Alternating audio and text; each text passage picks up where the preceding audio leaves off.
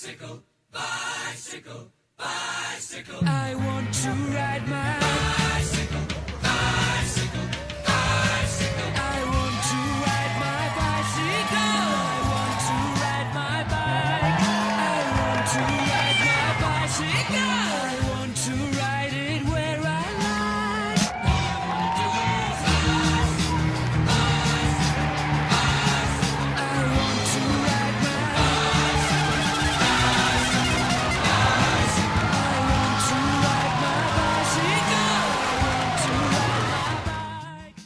The Tour de France, my name's always linked with that, being the first British guy to finish the Tour way back in 1955, along with Tony Hall, who finished in the last position as Lantern Rouge, which was a little bit, made him a reputation really. I started the Tour de France 7 times and finished 5. I broke a wrist on one day and packed it with stomach trouble on the other one. So it's not a bad record really. Well, the feeling was absolutely tremendous because it meant that as a professional, of course, you ride for money, you ride to live. And so your money was good.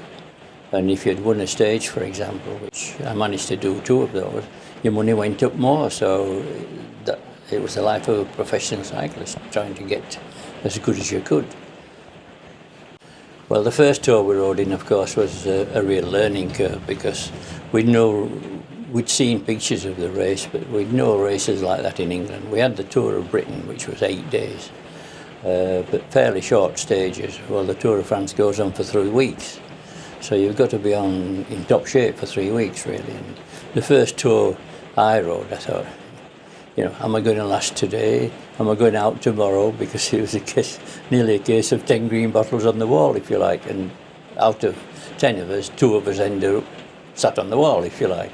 So it was quite a severe learning curve, mainly because of you looking after your body for a start, especially the pieces that sit on the bike and hold the bike. Those get quite tired actually. So all that was to pick up from other riders. You asked, what do I do with this? And we had difficulty, of course, conversing because I didn't know any French at that time. But, quickly cottoned on, if you like, because you had to. And so that's how we picked up the ability to race abroad, really, because one of their famous cyclists called Bobet, who had won the Tour 3 times, he said to me, it's not like jumping up a step coming to France, it's like going up a whole story, and I think that pretty well describes it. The preparation goes on long before 1955, really. I climbed up the amateur ranks to Olympic standard, which I rode in 52 along with my brother as well. So there were 2 of us in the same household trying to be sportsmen, if you like. And then I went into the army in 1952, which they were very kind to me and let me have time off for training, etc. So I kept on with the sport during that time, and then eventually when I came out of the army I turned professional, which meant I could ride in the Tour de France, of course. And Hercules, the famous cycle manufacturer at that time, put a whole team into the Tour de France in 1955, which was, to me, was a dream come true, really. It was something every cyclist dreamed of, and in my case it came true.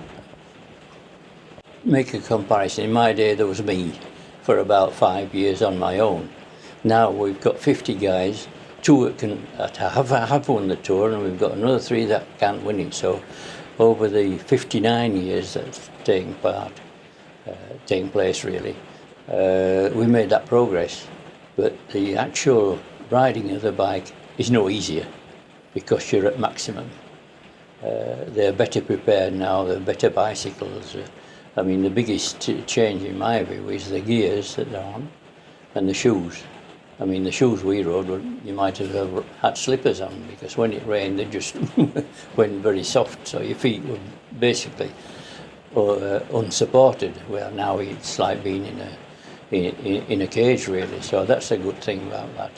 And then the gears, of course, we used to have what they call a crash box. You had to find the gear, and if you missed it on one of those nasty climbs of Alpe d'Huez, you lost about 60 metres. So that's it's a lot easier in that sense. but you still got to perform the 110% at the end of the day. The race was mainly in France, obviously, but it used to make excursions into Italy for an odd night, or Belgium, because obviously you passed the border on the road, you know, there was no problem with that. And it was the Tour de France, because Italy had its own tour, Belgium had its own tour.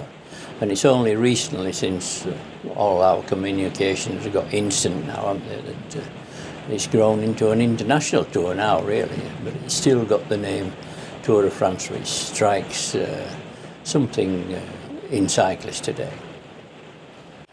The Tour de France coming into Kirklees is a dream come true. Well, it's more than a dream. I never dreamed we would get the Tour de France into Yorkshire, and let alone come through Kirklees, my own county, over the roads that I've ridden many, many times and trained on and enjoyed. So it hasn't really sunk in yet. They'll be going whoosh up the roads that I trained on, like Holme Moss, for example, which I call my hill, because for a long time I had the amateur record up there as a hill climb race. So yeah, it's absolutely fabulous, really. And I just hope that, and I'm sure they will, that people in Yorkshire and Kirklees will get behind the day itself, because the day is going to be for cycling. It's not going to be for anything else, as probably we all know. But once you get to view it, and it's not just the race itself, it's the whole atmosphere, the caravan, everything else. It's a good day out, just that we need a little bit of sunshine. I still go out riding, but I must confess I have some electric assistance now. It's, as you know, the district round here isn't flat by any means. And to keep up with my mates who are 10 years younger, I have a little bit of an electric motor in my bike, so that's brought pleasure back. From pain, it's brought pleasure back into my life. And obviously, put a few more years on my riding skills, hopefully. I want to ride my bicycle, I want to